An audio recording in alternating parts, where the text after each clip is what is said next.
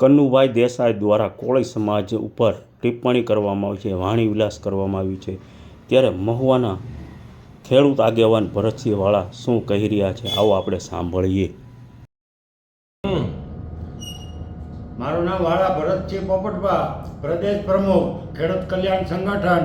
અત્યારે મારે ગુજરાત અને ભારતભરના કોળી સમાજના તમામ લોકોને અને આગેવાનોને મારી નમ્ર વિનંતી સાથે એક સૂચન છે કે અત્યારે જે આપણા ગુજરાતના નાણામંત્રી કનુભાઈ દેસાઈ 2 દિવસ પહેલાં જે એને નિવેદન આપ્યું અને એમ કે કોળિયા અને પછી પાછું કોળી કીધું અને પછી એના હિસાબે એમ કે ધોળિયા જીતે, એટલે ખૂબ જ અભદ્ર અને કોળી સમાજની એક જબરજસ્ત પ્રમાણમાં ટીકા કરી કહેવાય. એટલે તમામ કોળી સમાજના આગેવાનો અને લોકોને મારી એક નમ્ર વિનંતી છે કે હવે એનું રાજીનામું ન લેવાય, એની પાસે માફી ન મગાવાય કે એની પાસે બીજું કાંઈ ન કરાવાય. અત્યારે કોળી સમાજને આ ભાજપની વિરોધમાં મતદાન કરી અને આ ભાજપ સરકારને જ બતાવી દેવું પડે કે આ અમે કોળી સમાજ શું થઈએ.